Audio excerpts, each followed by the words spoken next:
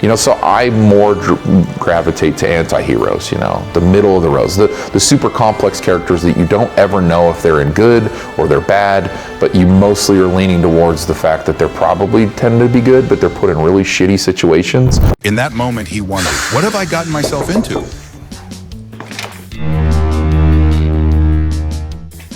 Eric, what's up, brother? How goes it, man? You ready? I don't know. What do you mean you don't know? None of this. I don't want to do any of this. You know me. You know, you have a great story, bro. Like, I think if people really heard everything you went through, I think you'd inspire a lot of people, actually. And I get that, but that's different. They have cool stories and they have, you know, interesting things about them. This is not that. This is just me, you know, the mediocre salesman, some schmuck. Dude, that's what people love. They don't. Bro. Yes, they do. No, they don't. What they love is cat videos on the internet. They love debauchery. They love degenerate shit. They don't want to talk to some or hear from some 40-something-year-old schmuck about, like, especially some white dude that's 6'3". It's like, okay, privilege. They don't want to hear any of this. I really don't want to talk about like any successes I have because they're just not successes, and I don't really want even people to perceive that as success. I don't even want to talk about that. I'm just trying to be a good dude. So yes, that's what people love, baby. Let's go. Let's go. Let's go.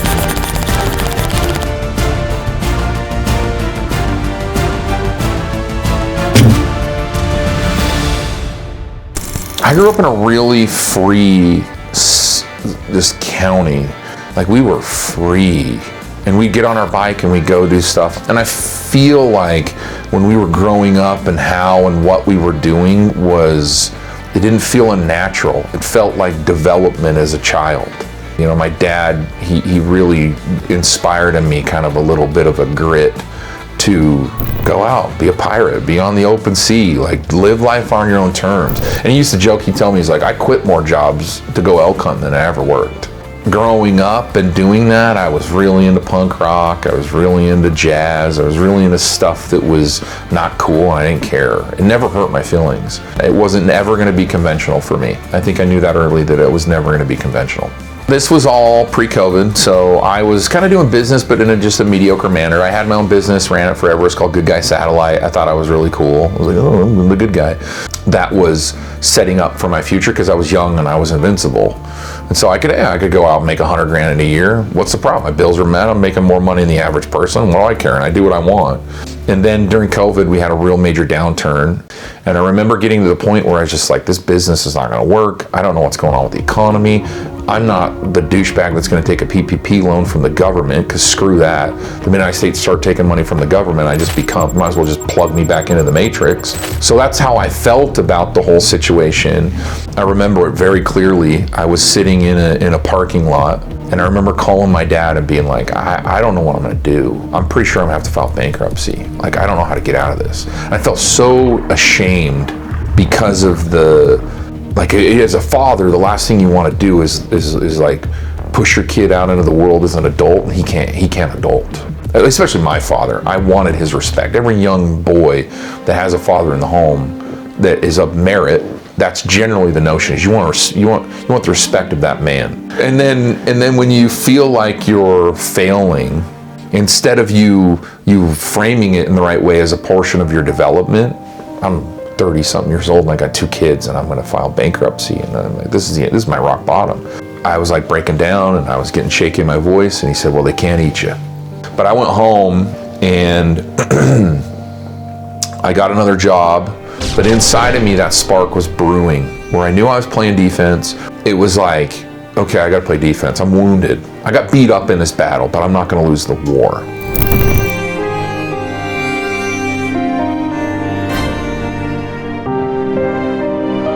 But it was always, for me, like, if I'm playing defense right now, it has to mean something when I come back to play offense. And I remember I was just so fed up with this damn job. And it was a golden handcuff. It was free gas, it was a meal card, it was expense stuff. I made great money, it was 6 figures. I did everything I needed. They're charging me on taxes, they're offering benefit packages. And there was an opportunity to go back to knocking doors. And I was like, all right, let me go test this out. And I went to California, I was knocking doors. And I connected with one of my favorite people, I'll name him by name, Duncan Ross.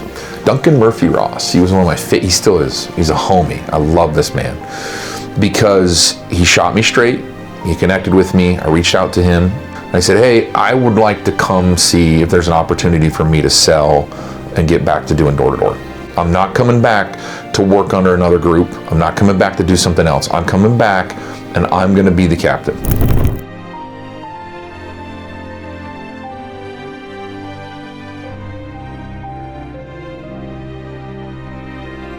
We have all what we need.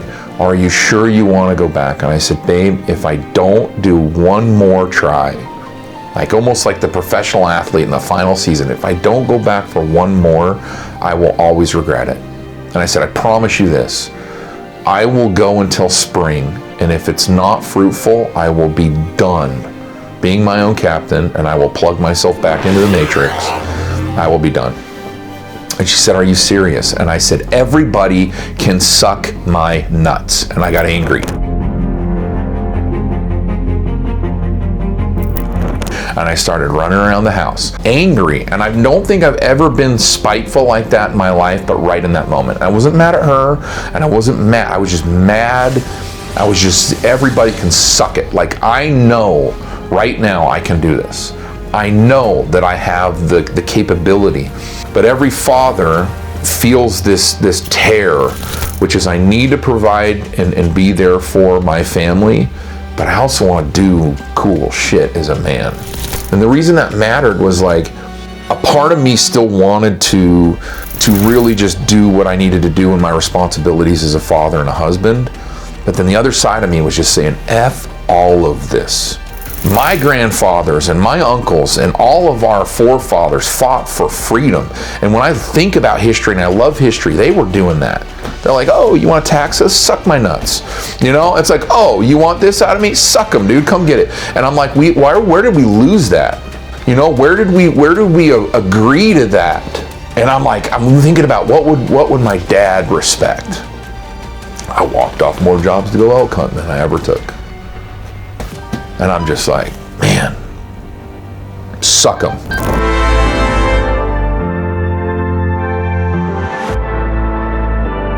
If you are not actively trying to connect your product to the people because you don't know the product or you don't know your people, you will not sell shit. Your business will fail. I promise you. I promise you. When he started to shine on his presentation was when people started asking technical questions. Okay, here's some tactical stuff I'm going to give you right now. We get this? We understand this, right? Product, people. Where do we think he could have done better? It was really good. You don't think we could have done anything better? We got a list. But this is the thing, we're here, we're getting better. We're getting better. Because you got a product, and I only started to sniff that product out right at the tail end. You're going to hear about my product at the end. You're going to feel my passion. In about, 5 minutes, he'll give me a signal. I'm cool, I didn't need more than that. I'll tell you what I'm about. And you're gonna be like, you know what? He probably believes that shit. It's crazy. This dude's nuts. You know? He's got all weird, dumb dad jokes. So you're gonna have opportunities to engage with people. That's half of it. And I've seen so many companies get comfortable on the fact that the owner is just a nice guy. And they'll do great business because they got the owner that just makes people feel good. And half the equation's there. And then we get to the deliverables, and the wife might step in, or a spouse, or a business partner, or the angry, mean brother might come in because it's like, well, we need to get our product done. We didn't install this right. And you know, damn it, Juan Carlos was supposed to be here at 7 a.m. and he's not. We're going to get on this, Miss Tabitha. I apologize. And then that's the product guy. And the best businesses are the ones that really clearly define what their product is, what their value proposition is. Somebody said that in the beginning, what they're adding. And they really go through questions to right-size the customer. They don't sell it on anybody. Don't sell it on somebody. You don't want everybody in your group. But sometimes opportunities just don't go your way.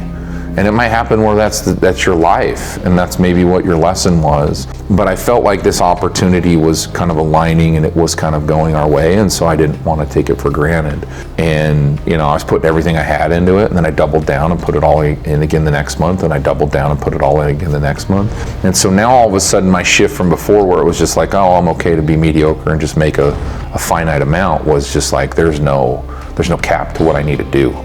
I need to maximize all of it. And not balanced. I don't think it was really good, but thank goodness for my wonderful wife too. She's just as equally to blame for any success, because we have boys, I have responsibilities to them. And it's not lost on me that behind a successful person, there's normally a successful spouse that needs all of the adulation. And I wish she was here. She would not want to be here. So, she's kind of my silent partner. And I didn't think that choked me up that bad. It's like, of all the things that I've ever done in my life that's meant the most, it's staying married to that woman for 20 years, because she is stubborn and she's everything I needed. And it's like you look at a balloon that's untethered and it just floats away until it dies. She's always been that kind of silent string to tug me and keep me and pace me. And with this opportunity, she knew it was time to let go, and she did. She supported me. She's still supporting me. And it was an unaverage year of business. Most people don't. I've never gone a month since we started this venture and lost money. And that's not common in business. And so it's only been growth. And I know at some point it won't be. But that first year was really good and rewarding for a lot of people. And everything that I had in that year, I took the small amount that we needed for our needs, and I put the rest back into building out that garden and that plot and that orchard. And so we were just in it. We were just going. We were just working. We were just making a lot of money. And then we sit down with the accountant at the end of the year, and she's like, here's what you made. Here's what you did. Here's all the fruit. And you're like, what? That's what we did? And then she's like, yeah, that's what you did. And I'm like, okay, that's cool. And then always the notion is in business, well, how are you going to do next year? What are you going to do next quarter? What are you going to do next month? And I'm like, can we just be done? Like that, I don't want to do that again, right? Like, I like doing this, but I don't want to be that unbalanced. That's not healthy. And so now I'm in this reflection part of like finding my way in it. And so I'm in this damn chair. I don't really like talking about revenue, because it's just like, oh, what'd your company do? It did it, but. The Mediocre Salesman is just my style, but there's this song I like by Joey Cape. It says "Going for the Bronze," and it's just that's my MO, bro. I don't ever want to be Kobe Bryant. You seem miserable. I just want to be Pau Gasol, this dumb ogre bouncing around. I still get a ring. I'm on the podium. People know me. I was a good player. That's what I want to be, dude. I'm the Mediocre Salesman. So for 20 years of mediocrity, I'm like, I'm cool with that, dude. Yeah, I'm a role player. That was a lot of why I had the Mediocre Salesman. Is I don't want to be in the limelight and be the alpha. I'm okay to just finish on the podium, get bronze. And next time you're in the Olympics, or you look at the Olympics or any major event, look at who's happiest. It's always that weird dude from Kenya or Switzerland that had no business doing it, and at the last minute got on there, and he's like, I got the bronze, bro. And silver's just depressed that they missed gold, and gold's just like, well, add it to the heat. And the dude's just like, I medaled in the Olympics, bro. That's me. That's what I want. People give sales a bad rap because every video that they see is of business owners or salesmen that are giving off the persona that they got all their shit together. And I don't like that. I hate that. That's why I like certain things and certain stories and certain mythos, is because I like an underdog. I like that anybody can be. I love Batman, bro. Like, you can do this? Like, what?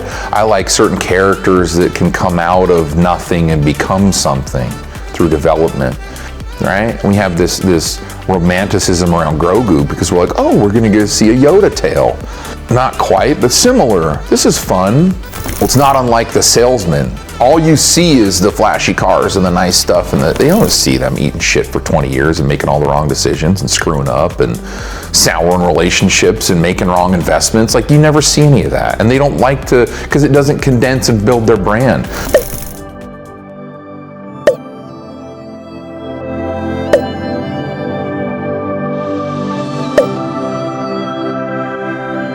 So the problem is you get all these people out there who are like, I got everything figured out. And you're like, no, you don't.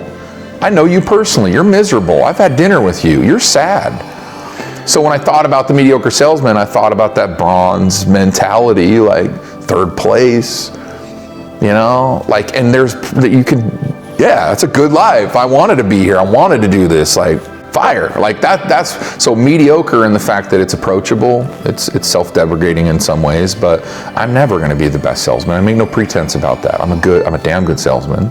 And so that right there, I think, is more inspirational than the top guy being like, you need to work harder, you need to learn more, you need to sell, you don't know, you're a piece of shit. It's like, what? Where's their development in that? There's no development in that. Where's the story that I can get my boy? How do I teach my son to develop and become a master salesman? There's no. I'm into good stories, moving the world forward and change. And the status quo is always going to be there and prevalent. It's resisting that change. And so sales is just connecting a product to people, and you're just helping people adopt change. And in some ways it can be manipulative, but in most ways it's just, for me, persuasive. If I think this is a good thing for you and you think this is a good thing for you, let's dance together until I help you understand why, right? And the best sales reps are just doing that. And they love people, and they love to go try it again, and they don't care about the outcome so much, they just care about moving and changing the world forward. And so when I went to grad school and got a degree that's useless, I went to, and how I got to sales was from sociology. I cared way more about the people component than I ever did about the product or the profit component. And so for me, it's always a people game. And so then when we start to get into the mythos of current mythology, it's like, yeah, you know, no disrespect, Pikachu's cute, but what's his story? What's his backdrop, you know? How am I like Loki? You know, why am I more Loki than Thor, right? How am I like Thor? How do I embody some of these characteristics at times in my life when I need to go to war, or when I need to love, or when I need to, you know, care and nurture, or when I need to be kind of biting? And my whole take on a lot of my passion around that, and why I love the movies, and I totally show my kids these movies, even though I should be showing them Bible stories.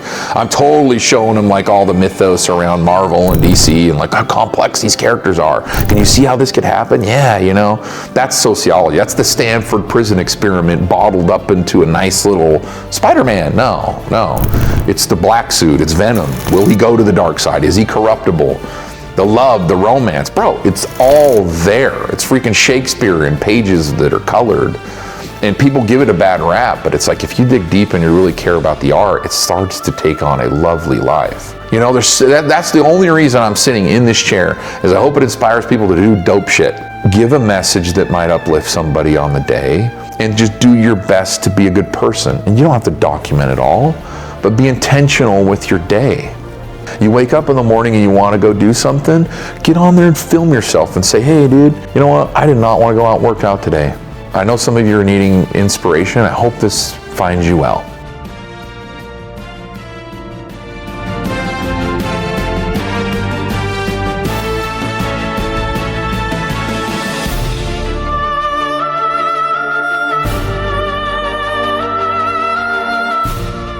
You know, and that kind of shared human condition that we can give each other, I think, is the reason that I'm in this chair.